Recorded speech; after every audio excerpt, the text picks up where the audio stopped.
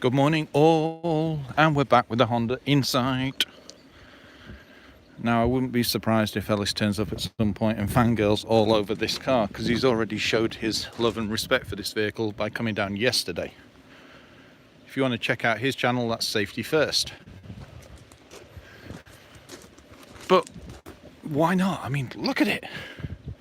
Vibrant colours, cutting edge design. I mean, consider it's 18 years old. And then you've got the Civic of the same era. There's quite a difference. I mean, you will see the odd similarity. I mean, the headlamps aren't that far different. That does look more like the Civic generation after the ek4. But it's... I mean, looking at the body lines. You've got this body line here, and you've got that body line there. Whereas this one cuts along there to reduce drag and make this far more efficient.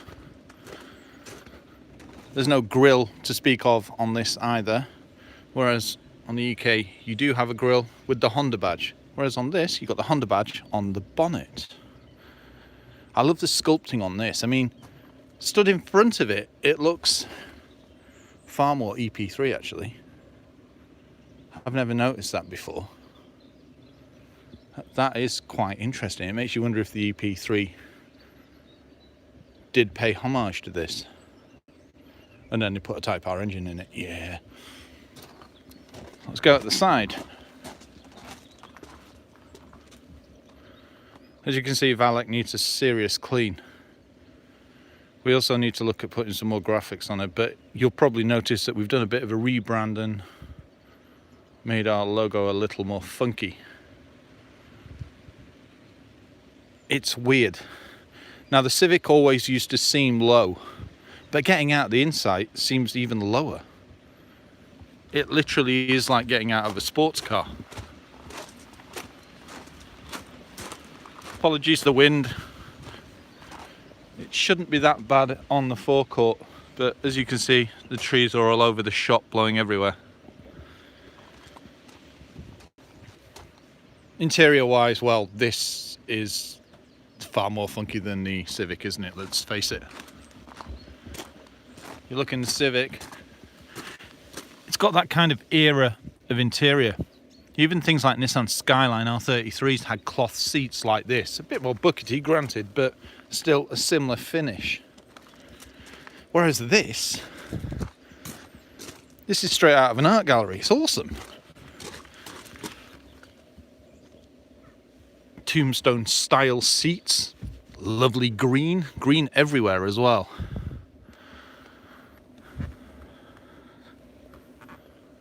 They're just so cool.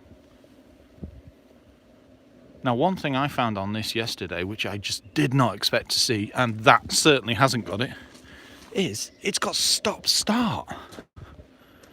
Now, I can't quite remember when stop start came in on cars, but this has got it. And the staggering thing is, it is so prompt.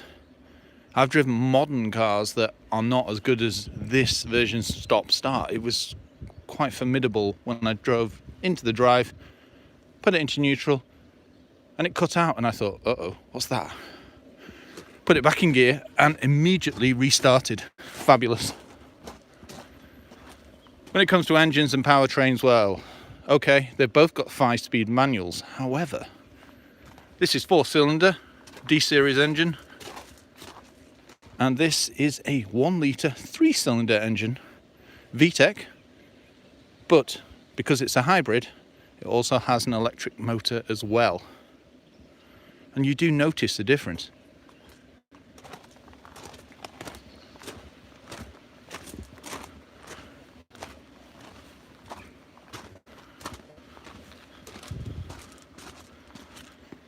The electric motor generates around 17 brake horsepower, and I think the vehicle's about, I think it's 70 already. Coming to the back of the car as well. Where do you start? They're completely different. I don't think there's one similarity, to be honest. Nope, can't see one. Even the exhaust comes straight out on that and bends down on that.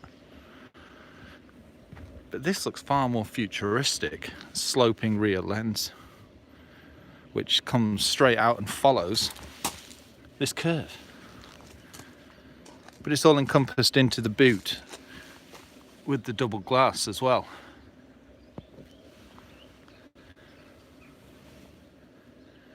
I also like the way that they've put this rubber surround around the bumper and the wheel arches, and it goes halfway down the car.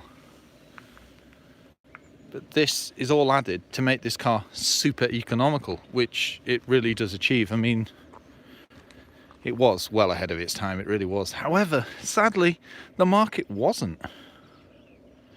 And the Prius took the goal. It's quite sad, to be honest. Anyway, back to the design. Yeah, there's nothing similar, really.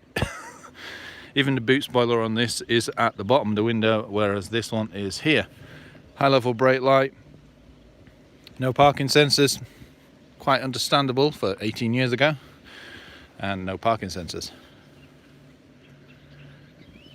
Wheels tucked under these arches on this model, and our new wheels on this, yes, they've got VW centers, but that's because they're off the Golf. Interesting fact here for the Golf wheels, they fit on this, but the Honda wheels do not fit on that because there's 1mm difference. Insight there on the inside, and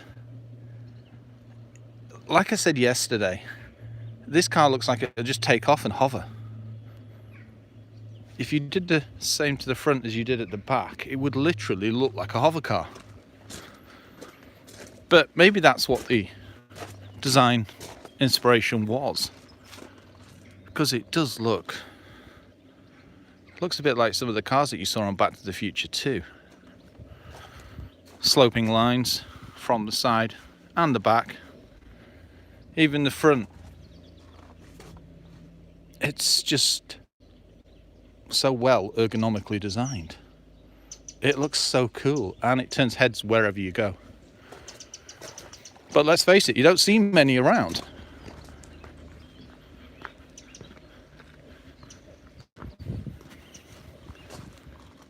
Yeah, I'm pretty overwhelmed to have this car, to be honest. And this was the one that we saw down at Goodwood Festival of Speed as well. So a lot of people have seen this car. It really is a very characterful vehicle. Two-seater, that's another difference. And there's your storage area as well. If I open the boot, you'll see you've got a little luggage hole as well. There's my bag. 4 anchor points as well. Yes, a boot lip, but the whole place is just, it's just such an interesting design. Likelihood is the batteries are stored under here and that kind of thing. But because it's got a lot of batteries on board, it handles like it's on rails. Feels more like a Tesla because it's just solid to the ground. Corners exceptionally well. It's quite stiff suspension, but I'm assuming there's quite a bit of weight to it. But you don't really notice it whilst driving it. The one thing you do notice about this car is it's permanently telling you to go up a gear. Like permanently. Even going up the steepest hill, it's like, no, I want to be super economical, go up into a higher gear. Okay. And it copes with it. You don't think it's going to, but it does. Inside here, completely different. 4 seats for a start. RX-8 gear knob, donated by Mr. Ellis. So there you go, the comparison between the Honda Insight and the Civic ek4. Now we're going to be going on a long haul on Monday in the Insight, so it'll be a bit like the road trip that we did in the MG ZS EV. Because let's face it, I don't think many people will have done a long haul in an Insight. So it's going to be realistically 500 miles by the time we finish. So tune in for that. It'll be full of lots of adventures and no doubt lots of muffin flinging if Annabelle has any choice in the matter. So there you go. The Insight and the Civic ek4. Thank you.